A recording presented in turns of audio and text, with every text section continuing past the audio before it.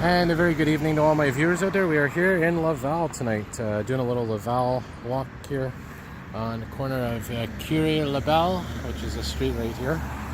And this is L'évêque Boulevard. And in fact, they're both boulevards. And you can see a very beautiful evening, beautiful sky. We even had a crescent moon earlier out. And there's an STL bus, the Laval Transit buses, and we are walking right now, by the way, in the south direction towards Montreal. And I'm just going to do a little walking video around here because I don't even know if I have any Laval walking videos. I may have a couple, but just to be sure, I definitely have one now. And like I said, Laval is the city just to the north of Montreal. I'm trying to find that crescent moon I just saw before. But anyways, I'm just going to walk on this street for now. But pretty much this area, this city, Laval, not as, I guess you could say, not as intense as Montreal, but it is a very busy city. They don't have many skyscrapers. In fact, I don't think they have any skyscrapers here. But nonetheless, a very large population. I think, if I'm not mistaken, they're one of the top cities in terms of population count in Quebec. I think they may actually be second, because I think Montreal is first, and then Laval is second, and then I think it's Quebec City that's third. I could be wrong. And one of the things that's interesting about Laval, or anywhere else except Montreal for that matter, is the fact that you can actually turn right on a red light. But as soon as you get onto the island of Montreal, can't do that anymore. Now, by the way, I'm just remembering, I did do some videos in Laval because I did some walking videos where I walked from Laval to Montreal near, it was near the, what district was that? It was near Henry Bourassa Metro Station. There was a bridge, a railway bridge, but I don't think I did any videos in this area. So we're gonna walk from here to Gwen, which will be the first street we're gonna see when we get to Montreal. I was just on the 144 bus. Yeah, beautiful sky tonight. I'm trying to find that crescent moon I just saw.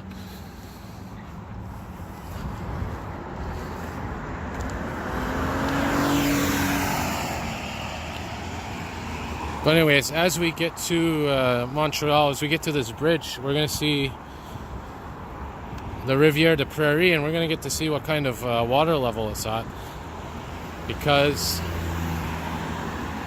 it is springtime, of course, and we are approaching the flood season. And yesterday I did a video in Saint Anne de Bellevue, and I didn't really see much there in terms of flooding, because a lot of the water was still ice. Here, interestingly enough, most of the water is, most of the ice is defrosted or melted, whatever you want to call it. And I'm surprised because usually there's still a bit of ice left in this area, but it could be further up the river, further down the river. Either way, there's some rain coming next week, which will probably raise the water levels. And like I said, as soon as we get across this bridge here, we're going to be in Montreal, and we're going to be on Gwen Boulevard. But before we get there, we'll get to see the beautiful Rivière de Prairie, which, as I mentioned, is just the northern part of the St. Lawrence River. Because if you think of Montreal, it's an island, Laval's an island, and the St. Lawrence River, basically, as soon as it hits Montreal, it deviates above Laval, between Montreal and Laval, and just south of Montreal. And even though it's called the St. Lawrence River, they renamed the portions of it for the part that's south of Montreal, right near Verdun, for example, Lachine, Dorval. That keeps the name St. Lawrence River. And right here between Montreal and Laval, it's the Rivière de Prairie. And then the part between Laval and the North Shore is Emilio River, which in French translates to Thousand Island River. And I'm having a little flashback now. I'm hearing these seagulls. If you remember, I did a video last year where there was a bunch of seagulls by the ice floes when I did those walking videos. Kind of similar to that. So we're coming up to our bridge here, and we should see at least a little bit of the river, even though it's nighttime. Oh, I don't know if you can see it up there, but there's Orion's Belt. Beautiful constellation. You may be able to see it. Those 3 stars right there. I'm trying to find the focus. Yeah, you can kind of make it out right there, those 3 stars. That's Orion's Belt. And the reason I know that's because of one of my favorite constellations. And here's some Laval buses that go right to Montreal. You have the 55, the 144, the 151, and the 902. Those are STL buses. Oh, there's the crescent moon. I could see it. Oh, and some Canadian geese. Oh, wow. I can't see the geese, but I can see the moon. Look at that right over there. Beautiful crescent moon. Yeah, those geese are coming in to land probably, which means we could be getting some goose videos soon. And I know they're always popular because of the fact that the geese come right up to you. And usually they're around Angry-on Park. But of course there's different areas where you're going to find them. So we're going to get a nice view here at the river.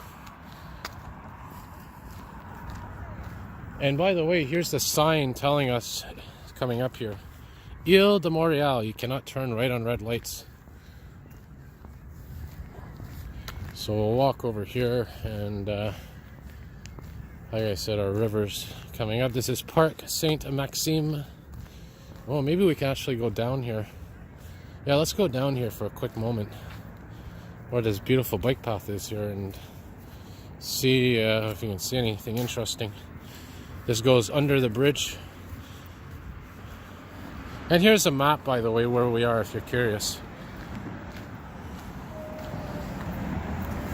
So we're pretty much right here. There's Montreal, there's Laval right here. So that gives you an idea where we are. Yeah, so here we are, we're right under the bridge now, so you can see the water level. Looks sort of normal right now. And but I mean, I'm imagining that in the springtime, during the flood season, water level could be quite high here. You can still see a bit of ice there, I don't know if you can notice it. But anyways, yep. Nice little tranquil area here.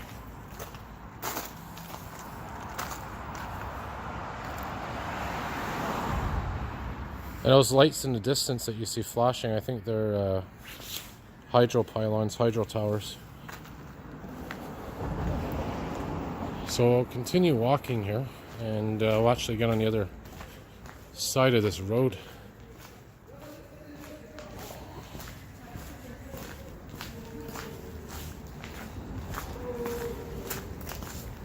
What a beautiful, beautiful area, especially during the daytime, I imagine.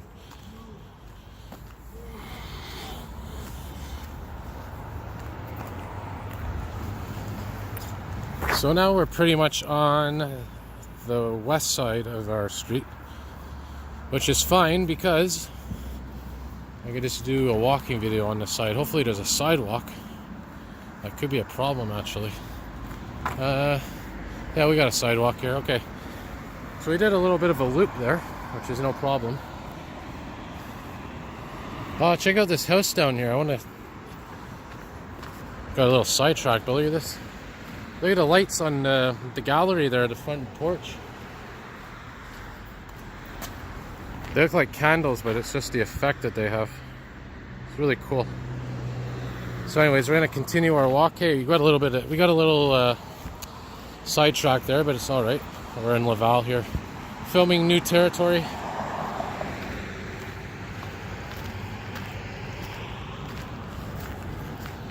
And as you can see, there's actually 2 bridges here side by side.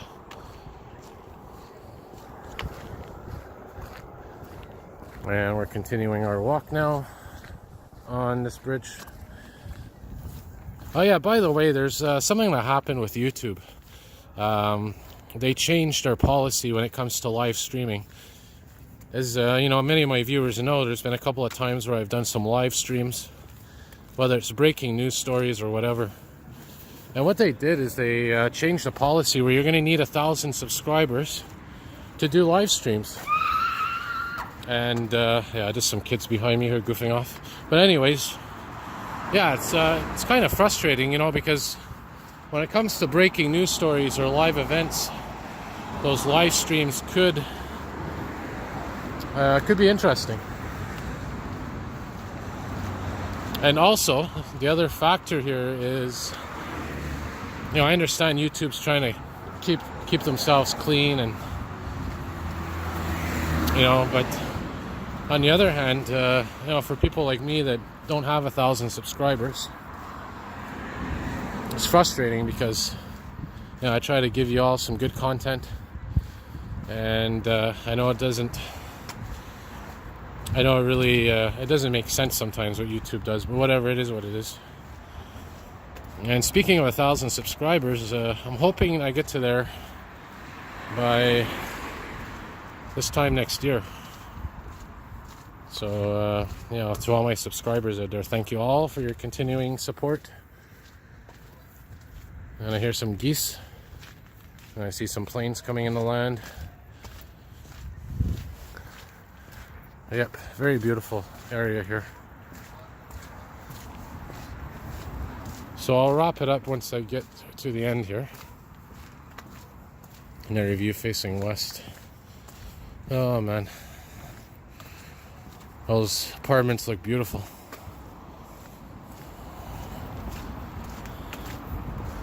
And there's some here as well.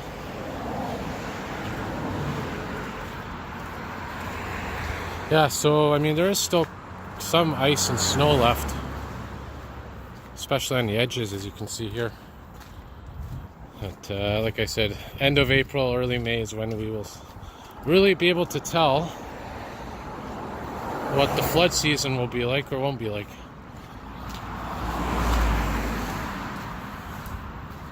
And I'm glad that they have these bridges that connect, you know, Montreal to Laval, Montreal to the South Shore. One of my, you know, if I was able to do this, and I don't know if either the camera would run out of battery or something would happen, but it'd be amazing if I could walk from, let's say, Laval to Montreal, or even just from, you know, Montreal north all the way to the South Shore. And I don't know how long that would take, probably a good, maybe 4 hours. But I don't think that kind of video would be able to go on my phone or even any sort of camera. It would run out of battery probably. But that would be an amazing walking video if I could do that. But we'll see. Maybe one day we'll figure out a solution. I know I've biked a couple of times from Point St. Charles, Verdun. I biked from there all the way to the East End, to Laval sometimes, also to West Island. And they're really nice bike rides. These are going back a few years ago when I had a bike. And thinking about those bike rides really inspires me to want to get one this year.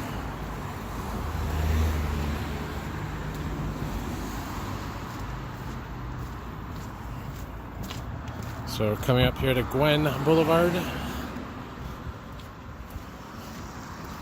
And like I said, we'll see what happens for the river levels. And we're back on Montreal.